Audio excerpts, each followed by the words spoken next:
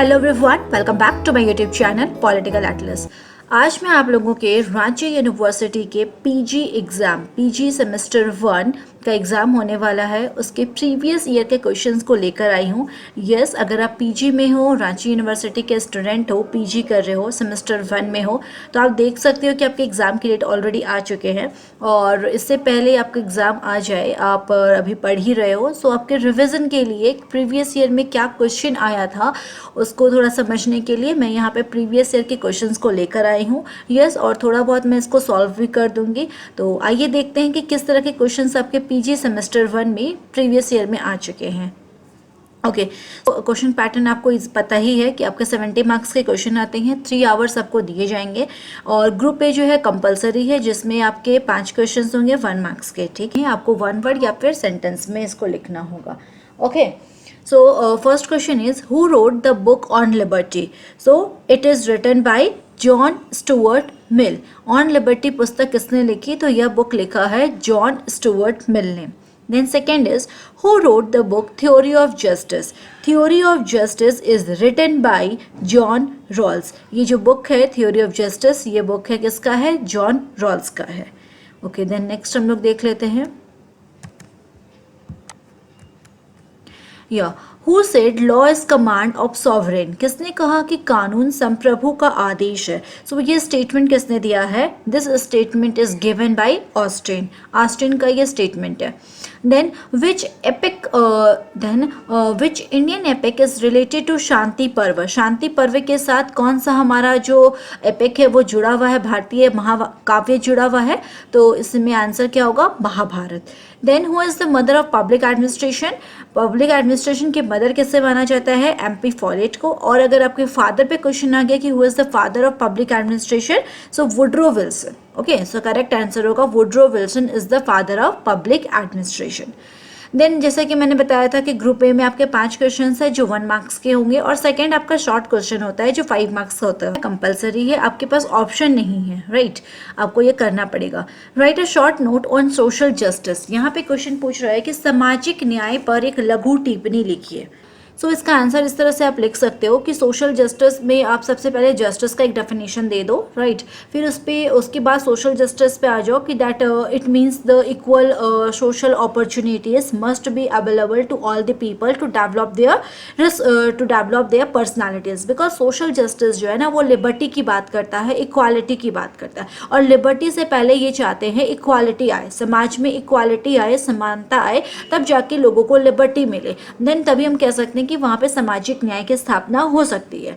सो यहाँ पे ये लोग बात करेंगे इक्वल अपॉर्चुनिटीज़ की एंड सोशल राइट्स की, यानी कि सामाजिक अधिकार होना चाहिए लोगों के पास और सभी को सभी चीज़ों में पार्टिसिपेट करने का अपॉर्चुनिटी या अवसर मिलना चाहिए। सो सोशल जस्टिस इज डायरेक्टली बोल सकते हैं कि social justice is based on equality, liberty and fraternity. Okay, so social justice के लिए हमें साथ साथ सामाजिक न्याय के साथ साथ हमें पॉलिटिकल जस्टिस की भी ज़रूरत पड़ जाती है। तो एक छोटा सा नोट यहाँ पे आप इस तरह से रेडी कर सकते हो। ओके, देन ग्रुप बी में क्या है, आपको इसमें लॉन्ग क्वेश्चंस दिए गए हैं। 6 लॉन्ग क्वेश्चंस है, आउट ऑफ आपको 4 इसमें से बनाना है, और हर एक क्वेश्चन आपका 15 मार्क्स का होगा। सो बी केयरफुल, आप इसको अच्छे से प्रिपेयर करो। 15 मार्क्स के क्वेश्चन है, यहीं से आप ज़्यादा मार्क्स कैरी कर सकते हो। फर्स्ट क्वेश्चन क्या है? What do you mean by liberty? Discuss its different dimensions. स्वतंत्रता से आप क्या समझते हैं, इसके विभिन्न आयामों का विवेचन करें। सो बहुत ही सिंपल क्वेश्चन पूछा गया है। लिबर्टी के बारे में सभी कोई जानते हैं, ठीक है? तो आप लिबर्टी का 1-2 डेफिनेशन यहाँ पे याद कर सकते हो, लास्की के अकॉर्डिंग याद कर सकते हो, महात्मा गांधी का डेफिनेशन याद कर सकते हो, राइट? आफ्टर दैट यहाँ पे आप लिबर्टी के टाइप्स क्लियर कर सकते हो। पॉलिटिकल लिबर्टी, राजनीतिक स्वतंत्रता, इकोनॉमिक लिबर्टी, आर्थिक स्वतंत्रता, सोशल लिबर्टी, सामाजिक स्वतंत्रता, देन सिविल लिबर्टी, नागरिक स्वतंत्रता, नेचुरल लिबर्टी, प्राकृतिक स्वतंत्रता। सो इस तरह से आप लिबर्टी के यहाँ पे इसके टाइप्स को बताते हुए डायमेंशंस को क्लियर कर सकते हो, right?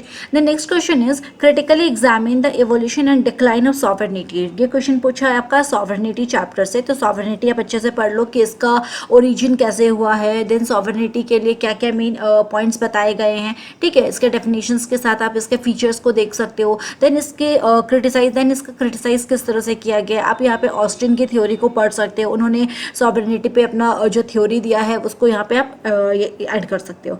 Okay, the next question is describe the basic characteristics of federalism. Federalism यानी कि संघवाद के बारे में पूछ रहा है, तो संघवाद चैप्टर भी अच्छे से पढ़ लो कि संघवाद क्या है, इसके फीचर्स क्या हो सकते हैं, इसका कॉन्सेप्ट क्या है, राइट।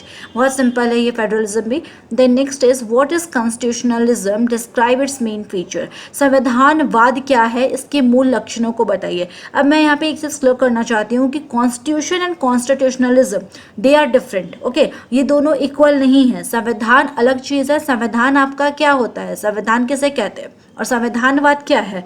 ओके, तो संविधान क्या है ये हम लोग जानते हैं कि एक डॉक्यूमेंट है, ठीक है, एक हमारे पास लिखित डॉक्यूमेंट की तरह होता है संविधान। बट संविधानवाद आपका डॉक्यूमेंट नहीं बोलेंगे इसमें, क्योंकि आईइज्म, ठीक है, इट मीन्स कि ये एक वाद बन चुका है, एक आइडियोलॉजी बन चुकी है। सो कॉन्स्टिट्यूशनलिज्म का भी आप डेफिनेशंस देख लो, फीचर्स देख लो, इसके मेरिट्स वगैरह हैं, फिर कहाँ कहाँ किस किस देश में कैसे संविधानवाद है, उसको आप यहाँ पे याद कर सकते हो। Okay, the next question is examine the India's political system. भारतीय राजनीतिक व्यवस्था का परीक्षण कीजिए।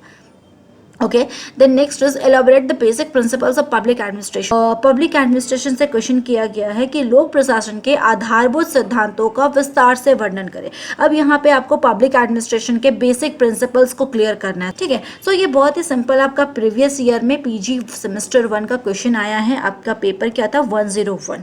ओके, फाउंडेशन कोर्स होता है ये FC 101। सो आप यहाँ से देख सकते हो। अगर आपको आज का मेरा वीडियो अच्छा लगा तो मेरे वीडियो को आप लाइक कर सकते हो, अपने फ्रेंड्स के साथ शेयर कर सकते हो, और अगर आपको इसका नेक्स्ट पेपर भी देखना है, 102 देखना है, तो आप मुझे कमेंट डाउन कर दो, मैं उस पर भी वीडियो बना दूंगी। आज के लिए इतना ही। So thank you very much.